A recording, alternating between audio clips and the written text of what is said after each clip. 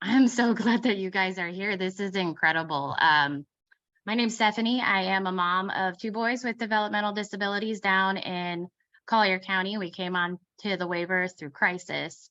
And part of the reason I am just like over the moon that Melissa started this party is because getting my local legislators to engage with my family had a lot to do with the success of us getting the supports and services we need. So when Melissa came and said, "Hey, I've got this mission. I want to get 10 families in each county to go speak with their local legislators," I was like, "Yes, money." And what's so amazing about this is we're not an organized anything. We actually are the people. We're individuals, caretakers, providers, allies. All of us are here for one purpose. And what we really want to get across today is that we are the people. What we want our legislators to know is we the people, by the people, for all the people.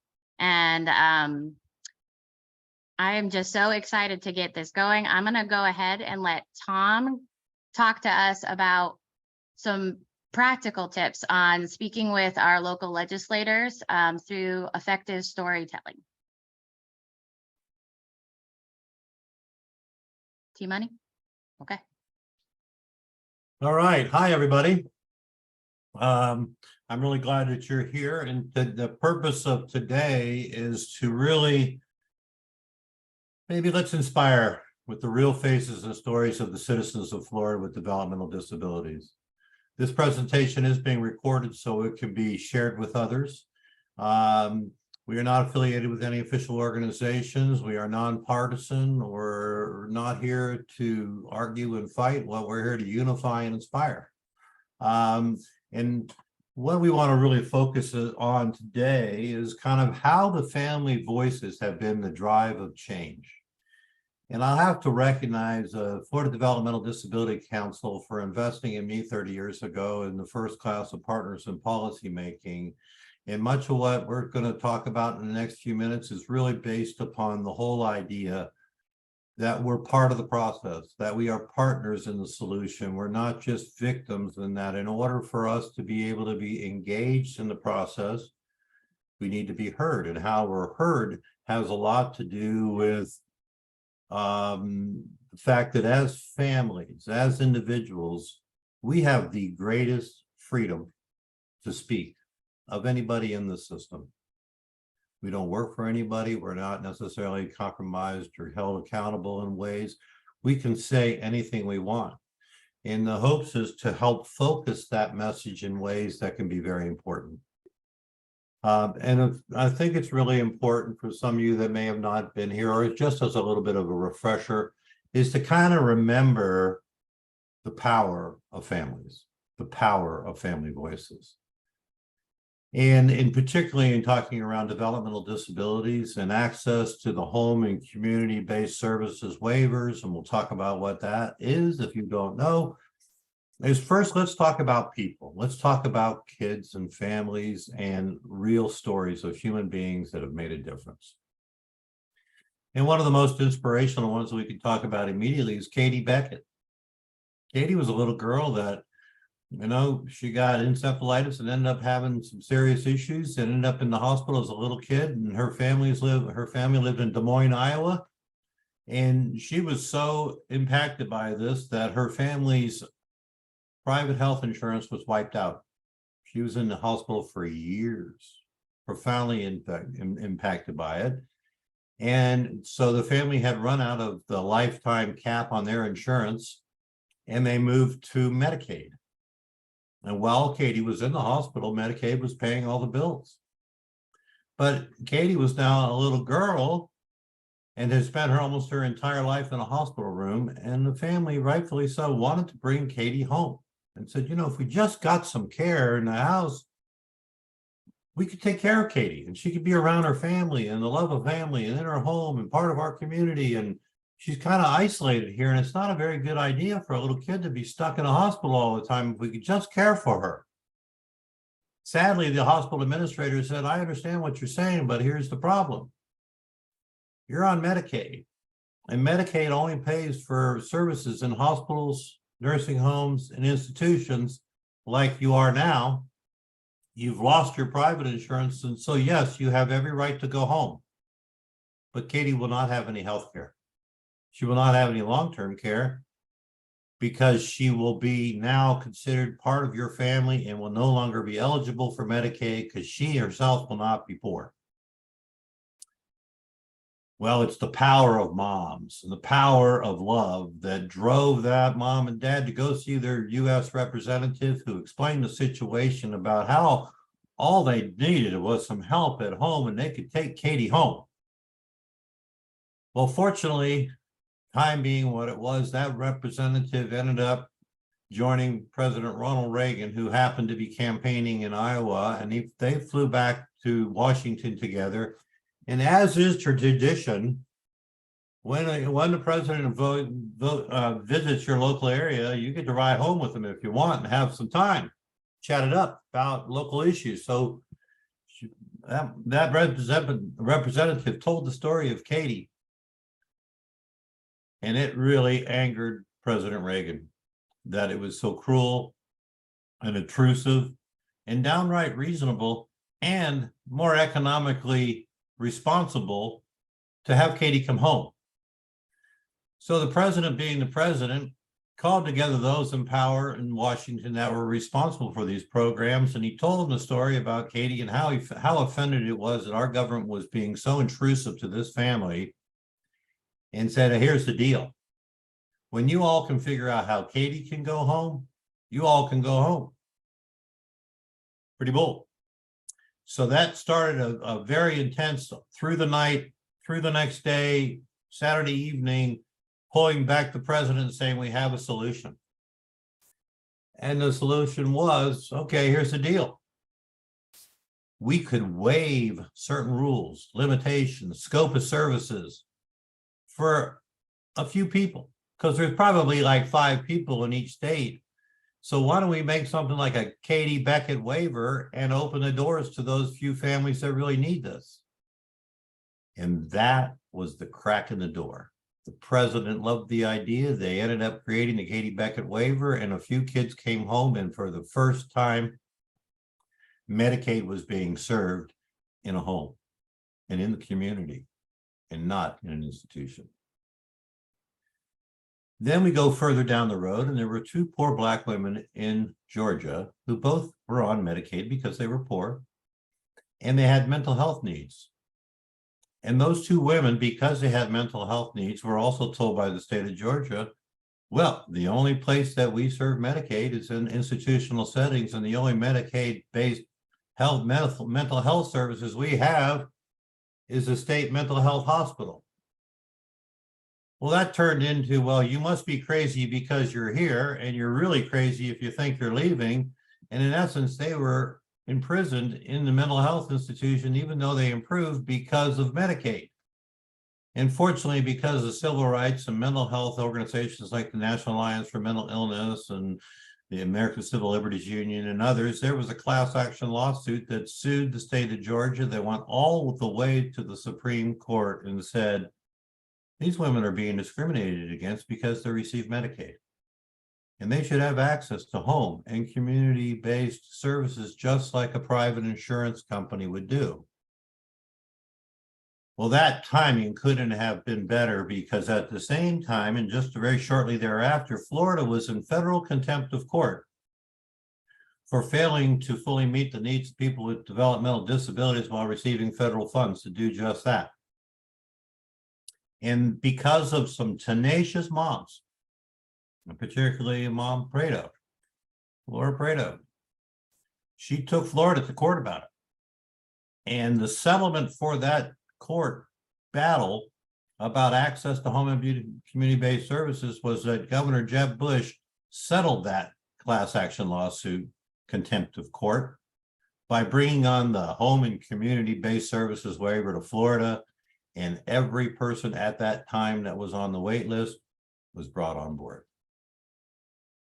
And it was a moment of celebration and excitement and enthusiasm, and a lot of things began to change. And some of the folks on this call have been, like my family, served by MedWaiver since its inception. And it absolutely changed the trajectory of our family. But sadly, there's more than 25,000 people now waiting. And so the progress that was made wasn't just random. It was the tenacity, the compassion, the passion, the love, the persistence, the determination, the undeniable push by families that made opportunities happen.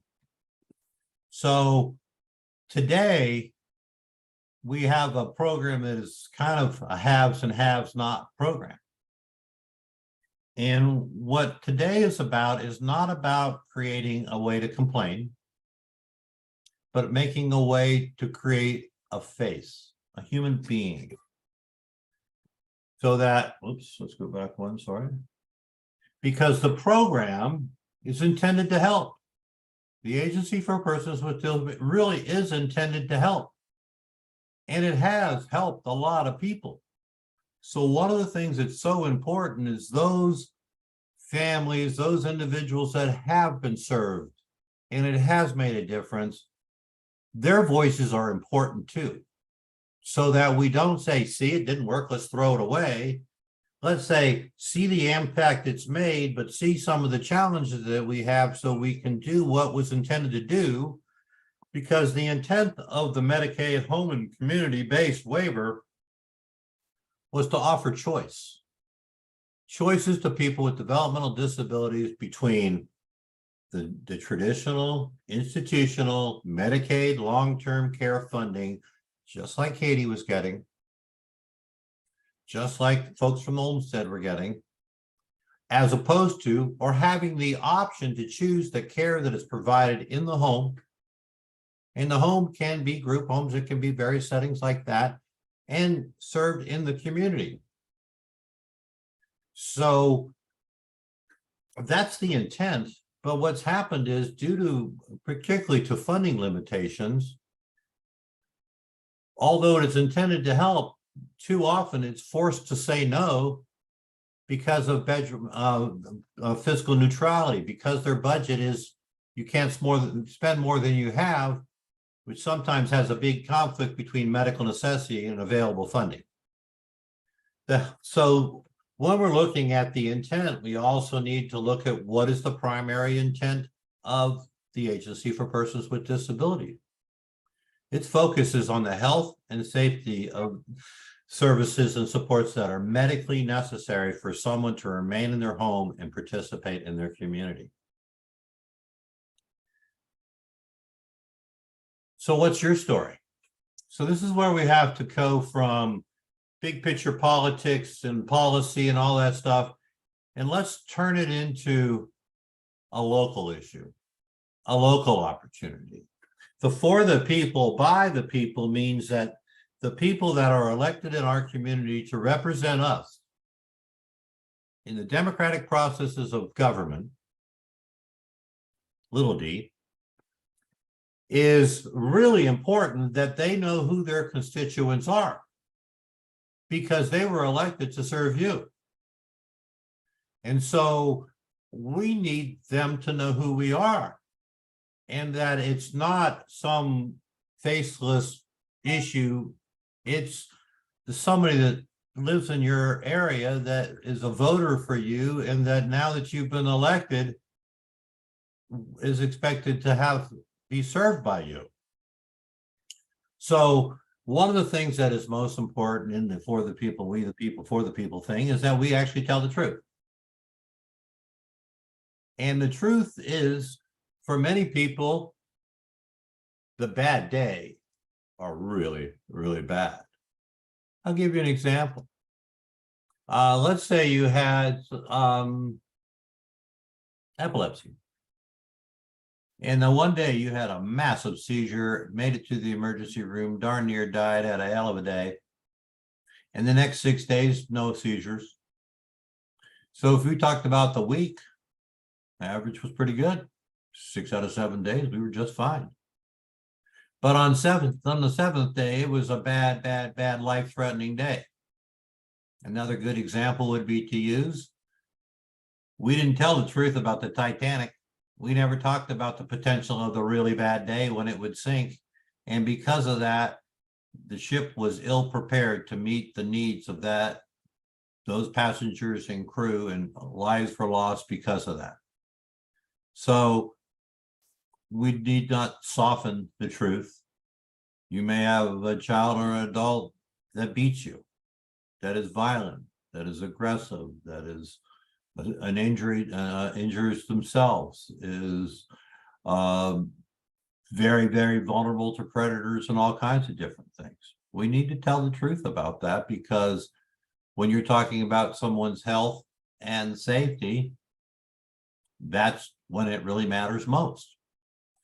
So we want to make this about the person, your child, the one you love, the one who makes a difference to you, the one that made you get on this call, the organization that you helped lead or founded because you want to make a difference in people's lives. But we wanted to be not just a list of needs and wants and complaints and issues, but we want them to be thinking about Logan and Gavin and Shelby and Joel and folks, and that these are real people that are in your district, that we hope that in the flyer that we'll talk about creating here, that we end up becoming the poster kid in your neighborhood, the person that they can go to, that they know that, hey, you know what, Gavin and Logan live in my district, and I don't really know that much about developmental disabilities. And maybe I ought to give Stephanie a call and say, hey, Stephanie, can you help me understand the kind of needs you have, those kinds of things, okay? So making it about the human being, not just that there's some case, that there's some number on a wait list. We want to positively haunt these folks into remembering that why did you get into government? The hopes is because you wanted to make things better, help those that you serve, and make a difference. And so part of what we have to do is help bring a face to that. And so the most powerful opportunity we have is to be a local face, to make it local, to make it about my neighborhood. You just down the road from me, you know how it is. This is the school we go to. You know, that becomes a whole different communication. It also makes a whole difference if you're meeting with your legislator when they're home. Before they still remember, they're kind of humble. We want that. We want to meet them while they're humble, meet them while they're in their home, meet them where they can relate more to you because it's local. We want to be a resource to that elected official. We want to be someone that they can rely on to say, hey, I heard about this APD and all I hear is complaints. And we need to be able to say, well, let me explain what the challenge is. A lot of demand, not enough funding. Yes, you could absolutely help by helping with appropriately funding that system. Here's the things that you can do. Here's the things. Let me introduce you to families that can help you know about the positive impact it has made on some. And you can hear from others that are patiently and sometimes very desperately waiting to be served. And you know, when I was a kid, we had this toy called Bozo the punching bag. And Bozo was this about 4 foot tall blow up, looked like a clown, and it had the sand on the bottom, and you could knock it as hard as you wanted. And it would flop down and it would pop right back up again. So we've got to be like Bozo. We're going to get knocked down. We're going to get discouraged. We're going to be frustrated. We're going to be disappointed. We might not make the connection we need to make at first. But one thing is for sure, the squeaky wheel does get the oil. The persistence and the reliability of your persistence and the accuracy of your information and the humanistic stories that you share can break through. We're not about party. We're about people. We the people, not we one party or the other. We the people. And we the people includes the citizens of Florida with developmental disabilities, that through the hard work of the moms and the dads and the attorneys and the advocates that open these doors, we need to reopen this door and to inspire and enlighten, because this is important. And so the next step is So let's talk a little bit about this advocacy tool. Stephanie's going to join me on this, and we're going to kind of talk through the idea. And the idea initially is, and Stephanie, jump in anytime, I'm right here. is to create this face of disability. To I have think it, before we get through to our legislators' face, it's really important that we organize what we're going to say when we get there. When you're speaking with legislators, you only have so much time, and we are here to drive the message that we're human, right? So we crafted up. This is like about 3 days and no sleep in the making. We crafted up just a simple kind of outline for each of you on a way to just explain who we're talking about, what they look like. You can hand it to your legislator and really just kind of download the pieces of it so that you know what to say when you get there. And more simple is better. If we get into the details and the nitty gritty of the reasons why and all of that, it's gonna distract from the connection. And so with that in mind, yes, thanks. the detailed legislative solutions and requests and action, there's a lot of really smart people on this call that are working really hard on the specific language. And today, we're not trying to get buried into the discussions about specific language of the bill. What we're really focusing today on is how to create that face of disability, that your local folks see that as something that is in their neighborhood, that is their responsibility, and that you can help with. So being that local disability resource connection starts with them remembering you. And that starts with, I'm hoping that these flyers that become the cover for here's a packet of our detailed legislative language and requested actions and all those things that will be developed and participated on with for future calls, that I would love to see the Capitol plastered with thousands and thousands of different faces. Those that have been served, those that are waiting, and that instead of Developmental Disabilities Day being one day at the legislature, we make it every day. That they understand that we don't just need assistance on a day, but that we are incredible providers, caregivers, advocates every day. With the flyer, it gives you a way to make the appointment, make the phone call, get the contact information for your legislator.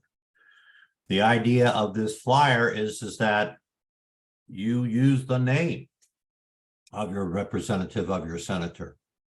And this is addressed directly to them, and that you're asking to meet with them, to be a resource, to share your story, to be able to help with the solutions.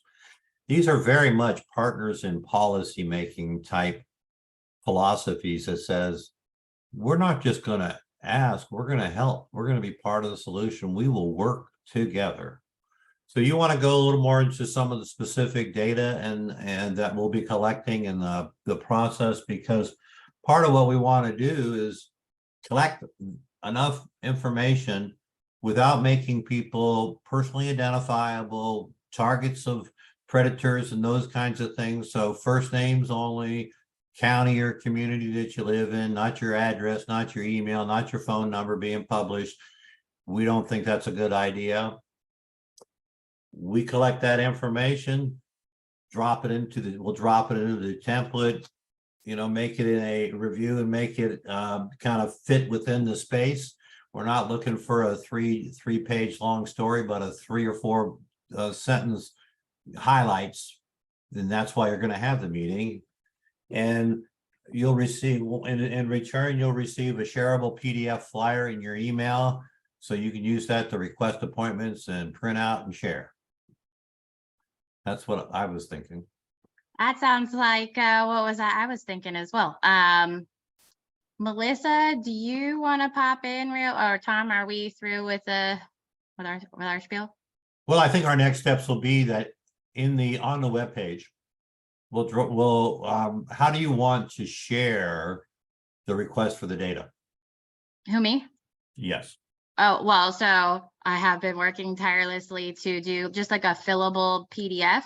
Yep. And we will send that out in our email and get that over to Melissa, since she's kind of, she's our ringleader, doing her own thing. We're the families, we got to take over this part, but that way she can just get it to everyone's hands, and it'll go to your own inbox. Like you'll have your own flyer. Basically, all what it is just a little bit about you and what you need help with, what you're looking for, 3 to 4 sentences, and that's your opening. So when you go make that appointment, you have just a little bit to give them, make that connection before the connection.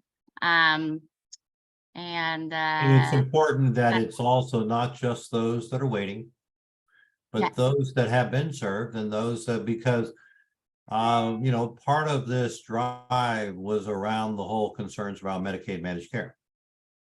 And what we're really wanting to do is just show that we have the tools available. We just have to keep it running adequately. And those that historically have been involved have seen much more as it was intended. And maybe over the years, it's been more of a struggle to maintain that. So that's the primary focus of today, is to make this local, make it human, be a resource, and never go away, and be the persistent positive pressure for change. That's what I got. perfect. Melissa, you got anything you want to add here? Sure. Am I? You're in. Okay. Hi, everybody. Thank you guys so much for joining on here. I really appreciate seeing so many people on. And if you did not receive the link directly from me or Stephanie or Tom, please, I put my email address in the chat box. Please shoot me an email and I'll make sure that we put you on the big list. Coincidentally enough, yesterday when I was opening up my mail, I received this. I received, about your local officials work for you. Let them know what you think. And I just thought it was good timing, because that's exactly what Tom was just saying, that whether you voted for these guys or not, they're in office, and the whole point of their being in office is to help make their communities better, whether they campaigned on that or not. That's exactly what they're supposed to do. And they need to see their constituents, their families that have developmental disabilities. And just like what Tom was saying, they need to hear from people where the waiver has worked for you.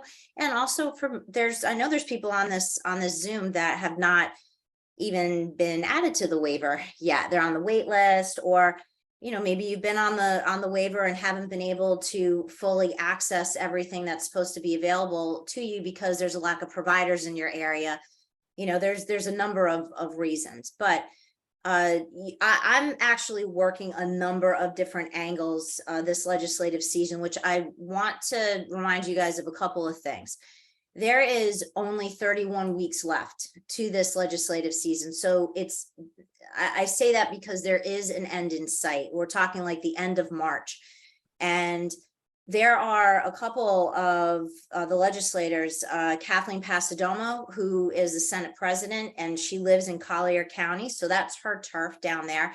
She covers Collier, Hendry, and also parts of Lee County. And then also the Speaker of the House, Paul Renner. This is his last year as a speaker. And if we make this, again, like what Tom had said, a local issue, and let them see the folks that are in their counties and what's going on. If you're, I know like Collier County, for example, I know that there is a severe shortage of CDC consultants. If you want to go on CDC in Collier County, it's difficult right now because there's really nobody doing the consulting side of it, but also just getting providers in general. And that's something that I'm also working with APD on. But Collier County in particular is an expensive place to live.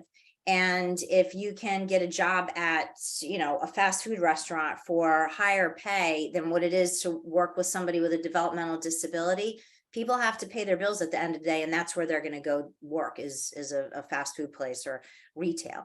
So we got to keep those things in mind. But we have a list. We've identified a list of particular senior members and decision makers that need to be seen.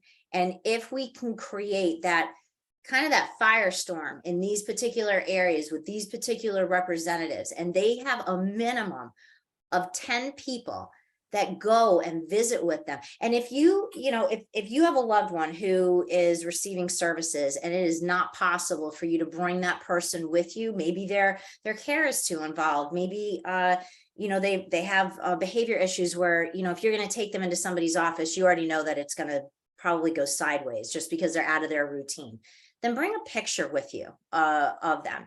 I also will be visiting legislators and stuff, but I am, bottom line to them, I'm a paid provider, even though I care for, the people that are on this program and families, and I have a lot of skin in the game as far as, serving for decades at this point.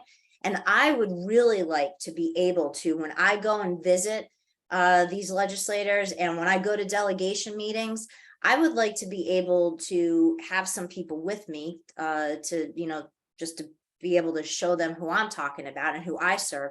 But I would also like to be able to leave some letters with them to make it a little bit more personal than me just talking about people with developmental disabilities. A couple of things though, we need to kind of keep track of who gets seen, which representatives are you visiting, and when, just so I can kind of circle back to them later on in the season, letting them know, hey, so I understand that you were visited by a number of folks. Again, Kathleen Pasadomo and Paul Renner, they are the top dogs of the Senate and the House. And Kathleen Pasadomo, again, is Collier, Hendry, and parts of Lee County. And Renner is Flagler County and parts of St. John County. Or St. John's. So if anybody is on this call from those counties in particular, please, let's really try to mobilize and visit those guys. And who else needs to be kind of brought in on the loop is the new director of APD, Taylor Hatch. She's new to APD. She came from DCF, but she's very interested in really shoring up the program and streamlining things to make things easier for the folks that the program is set up to serve. I think she also needs to hear from the folks of the program, and it needs to be personalized. I've been going in and out of people's homes for a very long time, and I see how difficult it can be on families. And I've seen how costly this can be, not just financially wise to families, but also just emotionally wise. I've seen marriages fall apart. I've seen, just people become more isolated and stuff, just, family wise, just because some of their situations can be so incredibly stressful. And if they don't have a good supportive network there with their families, then those people really need to kind of be reliant somewhat upon providers like myself who are lifers. We want to be able to serve for years and years and years, and having a revolving door of people in and out of your life is very difficult that's hard to deal with if you don't have a disability. But on top of it, to have that with a developmental disability, or if you have a child with a disability, to have a revolving door of providers, to not know if you're going to be able to get to work today, or even just have a break, that can be really difficult. And it doesn't need to be like that. It just doesn't need to be that way. And Melissa, I see we've got Margaret Hooper on the Yeah. line, and she had a couple of things that she was, I think, wanting to share as well.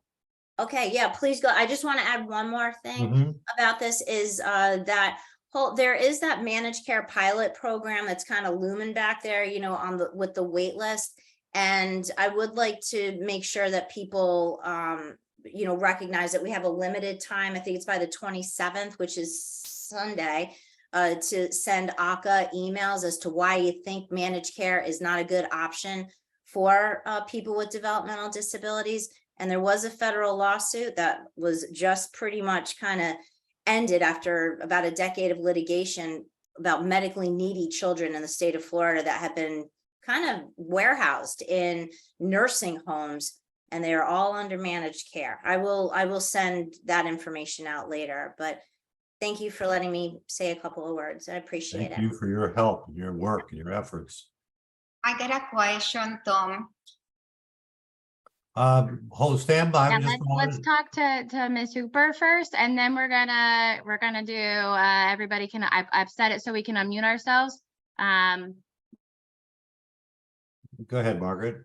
Okay, hi you all. I work with Florida DD Council, if you didn't hear my introduction. I just wanted to build on what Melissa was saying, that in addition to the Senate President and the House Speaker being very powerful, actually this is the year when the incoming Speaker, Senator Ben Albritton, who's has an office in Bartow, and I can't remember where Bartow is. I think it's north of Tampa, but I'm not sure about that. East of Tampa. He is very friendly towards issues for people with intellectual and developmental disabilities, and so we have a lot of faith that he's going to be helpful. But he can already be helpful because people are already trying to curry his favor in preparation for the year after this, for 2025. And then the incoming speaker is Danny Perez out of Miami.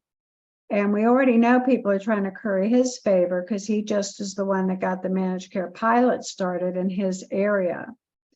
And that is something for people to be aware of. Doesn't have a good track record. It sometimes can look good on paper, but it's not implemented well because there's such a profit motive. So that's something the council just, actually there's a few more days to make comments on the managed care application that ACA's doing. You have till Sunday night if you want to make some comments about any recommendations or concerns you have regarding the managed care pilot. And Margaret, could you speak to for a moment about the presentation about the power of family voices and what your perspective would be on that? Sure. I think all I can add to what you did a great job of presenting, I think, is to have an outline of what you're going to say ahead of time so you don't get in the weeds. And that happens to the best of us. Because sometimes it's easy to go off on a tangent and not give the message you wanted to give. So be sure you know why you're there and what you're asking for, because a lot of times people forget to say what they need. We're counting on folks like you and Melissa and others to help develop some legislative bullet point talking points so that we can have a consistent based language, so we're pushing in the same direction. By having you personally, by each of the families personalizing that this is their local issue, and then having professionals that can help us understand specific language or requests that we're looking for legislatively, then we're really talking more action related than just and we want to really have, we want to be powerful leaders. Right. Well, the council's going to be doing our legislative platform, voting on it in September. And I will be writing our position statements and even a narrative around that. And it'll be posted on our website, fddc.org. And you're welcome to download any of our materials to use if it helps make your point. Well, our point is that we just create these flyers that organizations like DD, ARC, UCP, other organizations may choose to either adopt, encourage, distribute, support, facilitate within your networks, so that it's not the 150 people that we're networking right now, but it's the 35, 45, 55,000 folks in Florida that are engaged. And if you start burying these folks with people from their district trying to make appointments about an issue, it starts to become a priority. And that's what we're looking for. And before we right. do the unmute business, because we only have about 15 minutes left, I know you guys are busy in your lives as well. I want to let you know, Melissa's appointed me on the organizational side of this. So we have an email list. If you're not on that email list, get with Melissa. If you don't have Melissa's, you got to get Melissa's. Get with Melissa, give her your email. And we also do have a Facebook group page, which is a way for us to extend this conversation and get a little bit more specific and especially wrap around each other with support. And that's because this is recorded, this will be shareable. And because we know lots of families, 2 o'clock to 3 o'clock may have been a good idea yesterday, but now it's not even available, so that we want to have the option so people can see this at 3 o'clock in the morning and still participate. Yep. So we're gonna go ahead. I know. Is it Hebby? How is it Hebby? Eve, Simona. Stephanie, Melissa, more or less, how many families you have from Sarasota? How many do we have just in general? Sarasota County, in your emailing, more or less an idea. I'd have to count, but I would say that we are probably hovering around, just in Sarasota County, probably at least 250. And this is also where the family care councils can serve as a conduit to access opportunities, because they have an opportunity to be able to access the enrollment list for distribution of information. So we're also, that's why it's important that folks like Pauline Lips are on this call as an example of a community, a network opportunity. And the more we can reach out to those that are being served and all those that need to be served and have them create a face, it's going to make a difference. Thank you. The other point that I wanted to bring up, we are talking a lot about managed care. We will have to either in the Facebook or a note that Melissa sent us for those families that do not know about managed care. What is managed care? Because bottom line, what we are going to be asking, please leave the current program, fund it, and no managed care. But highly likely they don't know what managed care is. So that's the only second point that I wanted to bring up. Thank you. In that point, 92% of folks on Medicaid in Florida now are on the statewide managed care, Medicaid managed care waiver, not on Medicaid state plan. And there's some significant challenges with that. So most people may not even be aware of actually how they're being served and what their options are. But Medicaid managed care historically has always been an area that developmental disabilities have pursued and continued to fight for the carve out, because just like the Titanic was based upon the average instead of the bad day, the Medicaid managed care is based upon the average, not the real tough, not the real complex, not the real difficult. And that's part of what we have to do is, if we've got managed care already, we don't need to create another managed care APD waiver thing. We need to say, look at how the one that's existing already functions. And I'm waiting and I'm ready and willing anytime somebody can send me glowing reports about how well it's done for you all. But there's been real challenges in there, and that's been a mechanism that some families have come on to off the wait list and onto the waiver from not having received adequate supports through the Medicaid managed care long-term care waiver.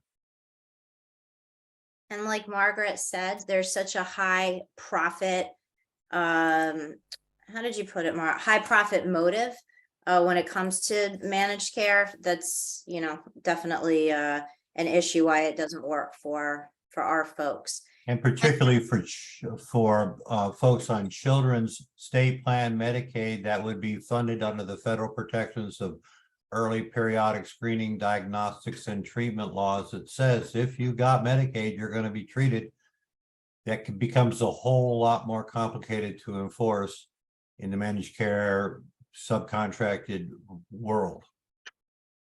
And Tom, are you guys going to have, like these meetings, for families to be able to kind of come together more than just, today, just to kind This is of, going to be an ongoing basis, because what we want to do is then begin to share some of the highlights, have people start to talk about the impacts that they've made, the appointments that they've had.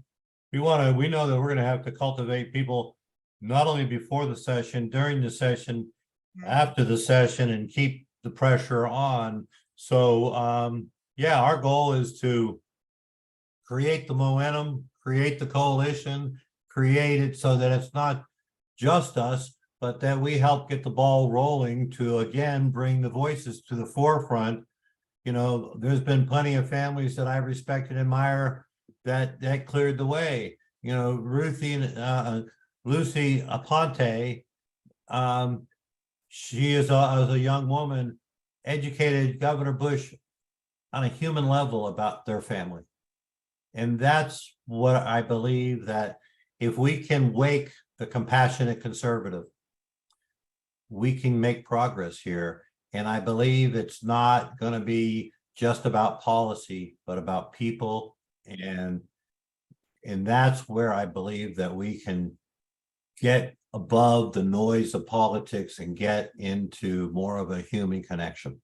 So on that note, do any of the families have any questions about sharing your story? I know we had this document that is just not quite ready. It will be by the end of today. But if you had any questions on what to do next, now would be a really good idea to ask them, because we're all here. Stephanie, Yes. it's Nikki. I have a question for all of you. Tom, Melissa, all of you. Tom, you know me well enough to what I'm about to say. You know I'm a self-advocate. You know I'm a social worker. But you know I'm in Naples. You know that, I don't know if you know this, but their offices are only 5 miles from my house. So I can get my butt in the office, but I need to know from you, how many times do I need to be in that office? Because they asked me to come to the office, but yet they don't want to see me. So how do I get my butt in the office? Because you know I've been in Tallahassee. You know I've been in the Senate office. And I am willing to put my neck out there to be the face of Naples if I have to be, because I'm not just doing it for myself. Yes, I'm on the waiver. Yes, I have a support coordinator. She does a great job. But I also see, as a self-advocate, how much my face needs to be out there for the others who are not sure how to use their resources. And I'm willing to use the biggest resource I have, which is my voice and my professional background, but yet my compassion and my understanding, because I also have multiple disabilities. I don't just have cerebral palsy, but I wear hearing aids. I have different needs as I get older, and I advocate for them, but Collier County needs to see my face, and I'm willing to put my face out there, but I don't know how to do it, because every time I try to make the connection, they don't want to talk to me, and I live in the county. Well, got you, Nikki. Nikki, So- part of what we can do here is be able to, again, by having a tool that you can use, it also becomes a tool that's very helpful in media. Where media is an important voice of the face of the community. I think that when you are offering solutions and you are communicating in writing as well as in face-to-face, and you made the legislative aide your new best friend, that's the person that can really have a profound influence by looking for policy information, data that can help support your position, be able to put them in a comfortable position of supporting and advocating for this. So your voice is powerful. Your message is important, and over the next few weeks, you'll begin to see more specific, hard nuts data about here's specific solutions that we're asking your help for, and that I am a resource to you to call me anytime because I can help put a face on this. And I think what Melissa came up with in our first meeting of having, if you are pumped up and excited to get this going, you live in a county, having a, I'll call your captain or team of captains, Nikki, I'll absolutely help you make those appointments, and we got options, girl. We're going to make that work. If you want to go see your representatives, they want to hear from you. So we'll get there, honey. I'll see you Saturday. We'll do that Saturday. And Nikki, one of the things that you said was that, the waiver's been good for you, that your support coordinator was excellent. That's exactly what Senator Pasadomo needs to hear. And just so, for everybody that's listening to this, the iBudget waiver actually has an absolutely excellent design to it. It really does. The whole point of it, the cornerstone of it is person-centered, community integration. However, the problem is that it has not been supported adequately, and there hasn't been anybody at the top of the waiver that has truly advocated for it with the legislatures. So that's something that we need to do. And that managed care bill that, came through this past year had more than 20 lobbyists behind it. We're the ones that have to be the lobbyists for the waiver, basically. And we need to let them know that, the waiver really is a great program, even though it might not have been great for everybody. It needs to be supported adequately, not just financially wise, but there needs to be a better job done with the provider development, which I am addressing that with APD. But, if it's been helpful to you, that's something that your legislators need to hear. And Nikki, it does sound like there's been some benefits to you being on the waiver program. And I'm glad that you and Stephanie are down there in Collier, because I know that she'll be able to help get you in there for sure. But that's kind of what you want to focus on. Yeah, but Melissa, yes, there are some good moments, but it's a double-edged sword for me, because sometimes, because of my professional background of being a social worker, everybody's like, not everybody, but some people that I try to listen and explain, everybody's like, well, you have to listen to us now. And I'm like, but I know what's best for me too. So I'm just trying to help you. Sometimes, because of my knowledge and because of my experiences of my life, the way I got on the waiver is not typical. That's what I'm trying to find out how to share, because sometimes, Melissa, as you know, as a support coordinator, sometimes the average way people get on a waiver is the blessing of a family or another situation. But for me, it was a completely different reason, which nobody on this call knows yet.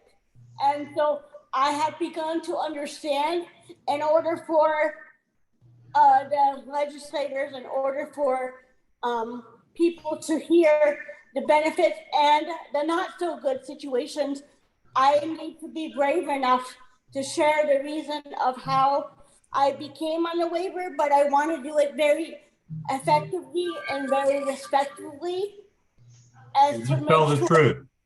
Yep. as to make sure that the state understands that I'm very grateful for the waiver, but yet it needs to continue to get better. And for the people still waiting to be on the waiver, I'll fight like a tiger and make sure they get on. We got you, Nikki. Thank you, All right, Nikki. we wanna get to Shantae Sears. Like, is that how we say it? Can you Shantae. unmute yourself? Shantae, hey, Yes, I Shantae, go did. ahead. And thank you all for everything. But I wanted to ask too, I know that it sounds like you're putting something together that you're going to send out to everybody, and they can fill it out and do what they need to do. Is that correct? Yes, so try to make it as simple as possible. Yes, please. That's what I was going to say, is please make it very clear, because you guys are all intimate with it, like, let's say, but the rest of us that are out here aren't. Like, I have about 6 friends that I don't see them on the meeting. You're the most intimate expert on your family. And we don't know what you know. No, and I what know, we have to but- do is convey But that. that's not what I mean. I'm intimate on my family, but I sometimes feel like I'll speak. I got these emails, several emails from different people. I still didn't really know exactly what I was supposed to do.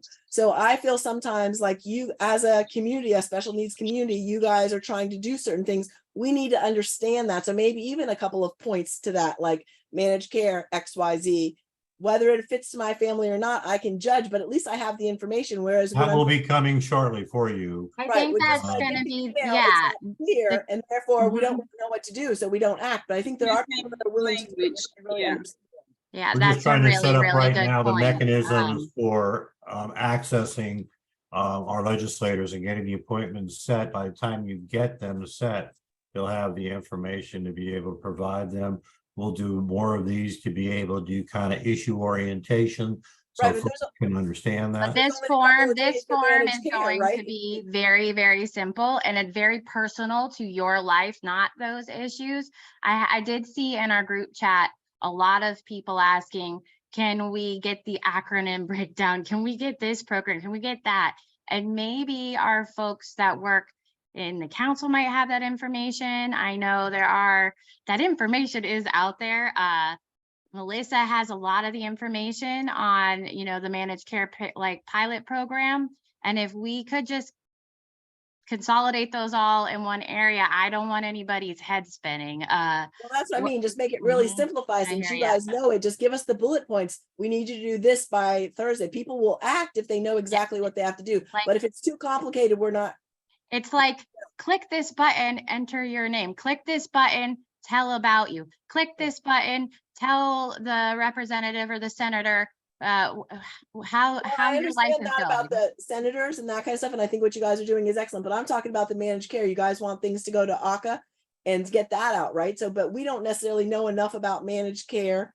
Like, Oh, okay. you know what I So mean? Like, so so you I'm want So some the saying, issue education on the specific. pilot. I'm saying in general, when you guys send out stuff, not just you, but Family Care Council, everybody, they send out this stuff and they think that everybody else knows. And we Mhm. don't necessarily understand what everything you guys know. So if you could break it down more simplified for those of us that maybe are not as intimate with it as you are, to tell us, hey, this is important because of boom, boom, boom. You We make hear you.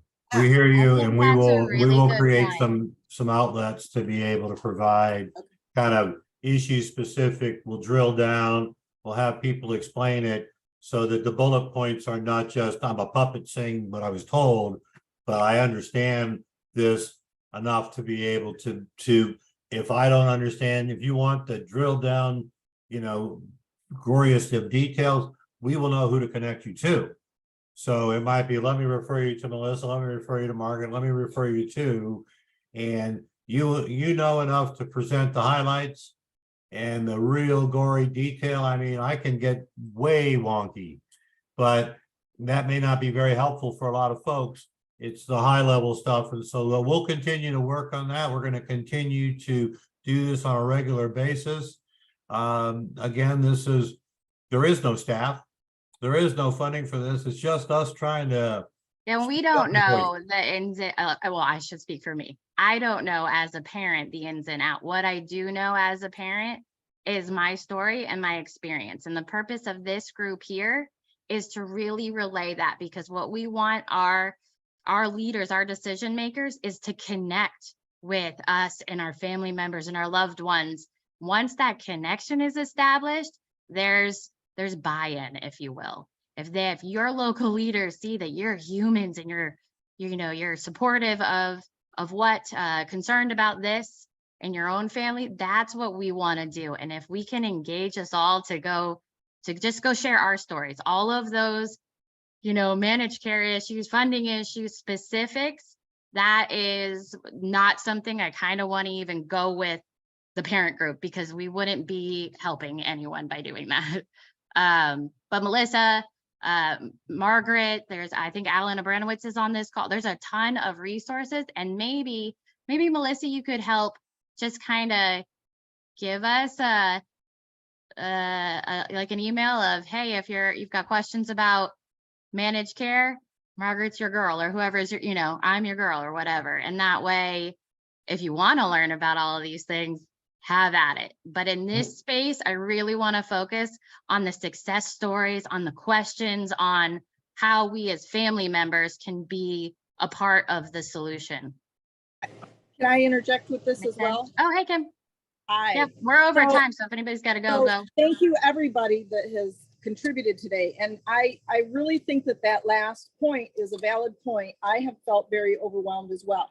And I don't think it's a bad thing to let your legislator know that we are swimming in a drowning, in a sea of bureaucracy, that it is very difficult to navigate through. I think that is one of the biggest points we need to make to them, is that it is so hard to navigate through this large system.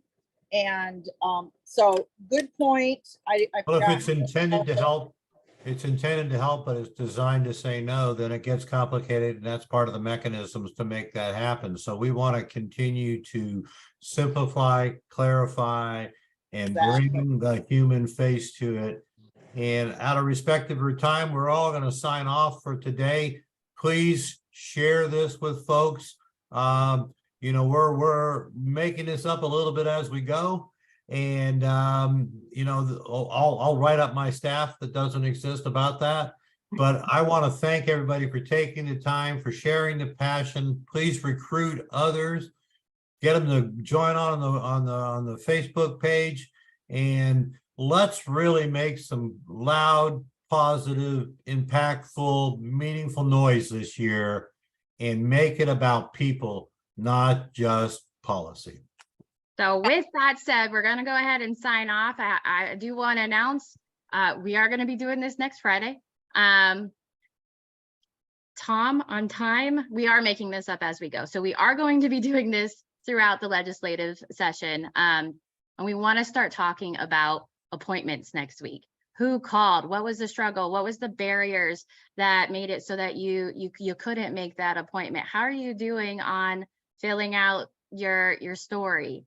And for this first meeting, we really just kind of wanted to explain the purpose, if we weren't at Melissa's meetings, what we're aiming to do. But this is more or less our once a week spot to talk as a family who, we're not going to know each other unless we're in the same county. And this is a way for us to connect. And when we connect, then we can connect our message better. So with that, we're going to meet next Friday. Tom, do you have a preferred time? I'm open, so. I'll 2 o'clock is fine with me. All right, we're gonna keep it the same and then have it recordable. Again, we can talk through Melissa's email list, talk on the Facebook page. If anybody could throw that in the chatty area, and that way we've got a whole lot of great momentum here. And I just want to spur us on to keep that going, because this is how you get it done. The families are Stephanie, going you to be can the share ones. the link of the recording for today on the Facebook page or email so that Yes, folks. and can I'll send, yes, yeah, credit, absolutely. okay? Thank you all for your Same link. attention, your time, and your patience and passion today. Thank you, Bye. everyone.